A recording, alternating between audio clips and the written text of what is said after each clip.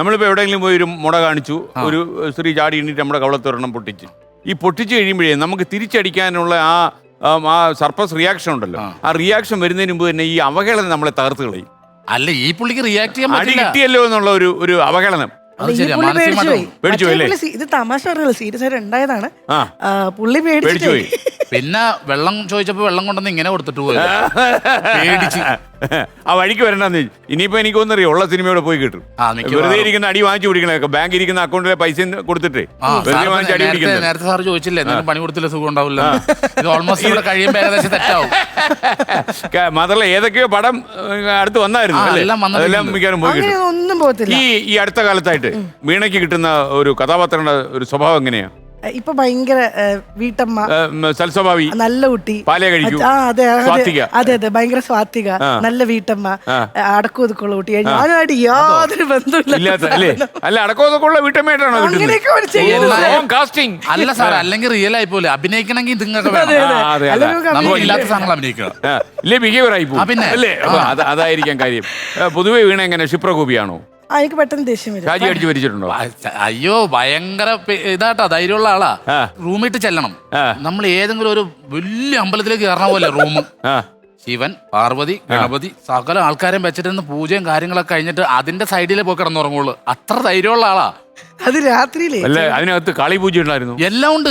ഞാനൊരു അറബിയുടെ ഫോട്ടോ വെച്ചിട്ട് അതും കൊണ്ട് വെച്ചു അവിടുത്തെ ദൈവം പറഞ്ഞു. അല്ലെ, ശൂലം കൊണ്ട് ഷാജിയുടെ പേരെ ദാരികനാഥം ഓടി വന്നിട്ടൊന്നുമില്ലല്ലോ. മിക്കവാറും വരാൻ സാധ്യതയുണ്ട്.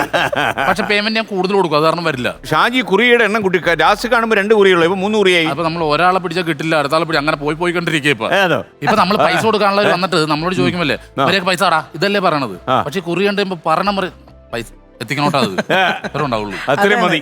ഈ പെർഫ്യൂമുകളിലൂടെ കുറച്ച് ആരാധന കൂടിയിട്ടുണ്ട് വീണയ്ക്ക്, എനിക്ക് തോന്നുന്നു. നേരത്തെ ആ പൈസ കൂടുതൽ വരുമെന്ന് പറഞ്ഞപ്പോ ഞാനത് ആലോചിച്ചത് അതിനോട് ഉണ്ടായ സംഭവമില്ലേ പറഞ്ഞ കറക്റ്റാ. അല്ലല്ല, ഇത് ഭയങ്കര ക്വാളിറ്റി സാധനം മേടിക്കുള്ളൂ.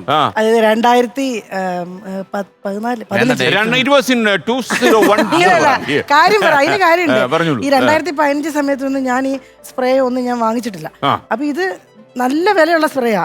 എന്റെ പേര് പോലും എന്നാ എലിസ. കുട്ടിക്കാലത്ത് ഏതായിരുന്നു സ്പ്രേ ഉപയോഗിക്കുന്നത്? ആവണക്കെണ്ണായിരുന്നു. കുട്ടിക്കാലത്ത് സ്പ്രേ ഇല്ലല്ലോ നമ്മുടെ നാട്ടിലൊന്നും. സ്പ്രേ ഉണ്ട്. ഇവരെ വീടിന്റെ അടുത്ത് ശ്മശാനം ഉണ്ട്. അവിടെ മറ്റേ ബോഡി കൊണ്ടുവരുമ്പോ അവര് തളിക്കില്ലേ, ആ സാധനം ഉണ്ടായിരുന്നു. പറഞ്ഞിട്ട് പോയിരുന്നു. എന്റെ അടുത്ത് പറഞ്ഞിട്ടുള്ള സ്പ്രേ. എന്നിട്ട് ഞങ്ങൾ സിംഗപ്പൂരിലെ ഏറ്റവും അധികം സിംഗപ്പൂരിൽ പ്രശ്നം കാര്യം എന്ന് വെച്ചാൽ അതിനകത്തായിരുന്നു ഏറ്റവും അധികം, കുറെ ദിവസം ഉണ്ടായിരുന്നു, ഏറ്റവും അധികം പ്രശ്നങ്ങളും തമാശകളും എല്ലാം ഉണ്ടായത് ആ ട്രിപ്പിലായിരുന്നു. അപ്പോൾ എയർപോർട്ടിൽ നിന്ന് വെച്ചിട്ട് ഞാൻ ഓൾറെഡി പ്ലാൻ ചെയ്തു, ഈ വട്ടം എന്തായാലും ഇഷ്ടംപോലെ ട്രിപ്പ് ഇത്തവണ നമുക്ക് എന്തായാലും എനിക്ക് ഈ സ്പ്രേ വാങ്ങിക്കണം. അങ്ങനെ ഞാൻ സ്പ്രേ വാങ്ങിച്ചു. ഇത്രയും വില കൂടിയ സ്പ്രേ അല്ലേ, ഇന്ത്യൻ മണി ഏകദേശം 30 അത്രണ്ട് നല്ല വിലയുള്ള സ്പ്രേ. എന്താ എലിസാബ്. അപ്പൊ അതുകൊണ്ടൊന്ന് വന്ന ആഗ്രഹത്തിന് അങ്ങ് വാങ്ങിയതാ. അങ്ങനെ ഇത് വാങ്ങിച്ചിട്ട് എല്ലാവരും ചോദിക്കുന്നുണ്ടോ അടിക്കാൻ, അതിന്റെ കാരണം ഇത്രയും വിലയുള്ള സ്പ്രേ അല്ലേ.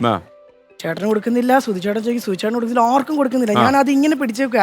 എന്റെ ബാഗ് പോയാലും കുഴപ്പമില്ല, കോസ്റ്റ്ലി. കാരണം എന്റെ പേയ്മെന്റ് കിട്ടിയതിന്റെ മുക്കാലും പോയേ ഇതിനകത്ത് പോയി. എന്നാൽ ആഗ്രഹം കൊണ്ട് വാങ്ങിയാണല്ലോ.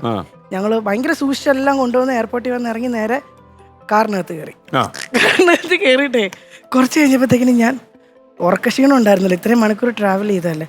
കുറച്ച് കഴിയുമ്പോൾ നോക്കിയാൽ കയ്യില് സാധനം ഇല്ല, പോയിട്ട് ഫുള്ള് കരച്ചില്ല. അപ്പൊ എനിക്ക് അപ്പോഴാണ് ഓർക്കുന്നത്, എയർപോർട്ടില് നമ്മൾ ട്രോളിയിൽ വെച്ചിട്ട് ഞാൻ വെളിയിലോട്ട് വന്നു.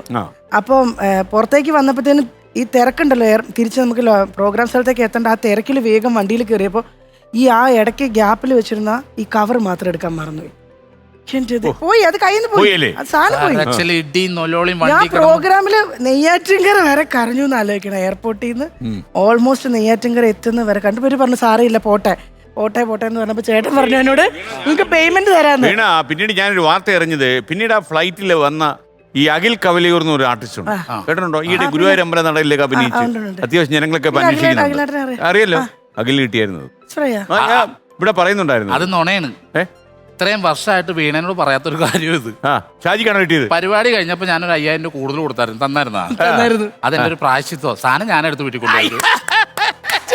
സീരിയസ് ആയിട്ട് ആ അല്ല, ഇവിടെ സത്യം പറഞ്ഞ കള്ളത്തരമായിരിക്കത്തില്ല. ഇല്ല, ഷാജി, ഷാജി, സത്യം. ഷാജി, കൈയടിച്ച്, സീരിയസ് കൈയടിച്ച്. സീരിയസ് ആയിട്ട് ഞാൻ പറഞ്ഞതാ. Yes, yes, yes, yes. Serious ആയിട്ട് ഒന്ന് തൊടാൻ ചോദിച്ചിട്ട് ഞാന് കുപ്പി തന്നില്ല. വീണ, എനിക്കറിയാമായിരുന്നു. ഞാൻ പിന്നെ അഖിലിന്റെ പേരിൽ ഇട്ടത്. 39,000 രൂപ കൊടുത്ത് മേടിച്ച കുപ്പി ഞാൻ വെറും 5,000 രൂപക്ക് എടുത്ത സാധനം. ആനന്ദേ, വേണ്ടാത്ത കാര്യങ്ങളുണ്ട് അഖിലിന്റെ മേളിലായിരുന്നു. സീരിയസ് ആയിട്ട് ചുമ്മാ പറയരുത്.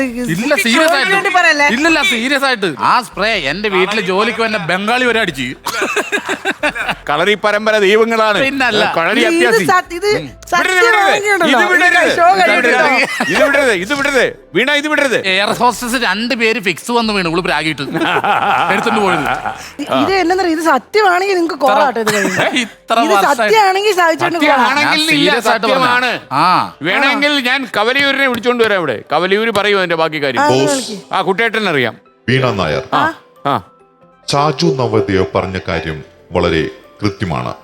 താങ്കളുടെ പെർഫ്യൂം എടുത്തുകൊണ്ട് പോയത് സാജു നന്നായി വാ. ഇത് നവോദയാണ്. ഏതാണെന്നറിയോ? ഇതാണ് നിർമ്മിത ബുദ്ധി എന്ന് പറയും, ആർട്ടിഫിഷ്യൽ ഇന്റലിജൻസ്. അല്ലേ കുട്ടേട്ടാ? തീർച്ചയായിട്ടും ബോസ്. ഇപ്പൊ വീണയുടെ മനസ്സിൽ ഉള്ളത് എന്താന്ന് വെച്ചാൽ ഇയാളെ അതും കൊല്ലണമെന്നായിരിക്കുള്ളത്. ആ പെർഫ്യൂമിന്റെ പേര് എലി സാബ് അങ്ങനെയാണ്. എന്നാണ്. Artificial intelligence. അതാണ് പേര് പോലും അറിയില്ലാത്ത ഒരു സാധനം കൂടെ കൊണ്ടു നടക്കാൻ പാടണ്ട. ഈ സാധനത്തിന് ഇങ്ങനെ ഒരു സംഭവം ടിസ്റ്റ് ഉണ്ടെങ്കില് സാജുവേട്ടൻ നിങ്ങക്ക് കോള എന്ന് തൊട്ടപ്പറയാ വീട്. ഞാൻ വരും, ചേച്ചിയോട് ചോദിക്കും, പറഞ്ഞില്ലാന്ന് വേണ്ട.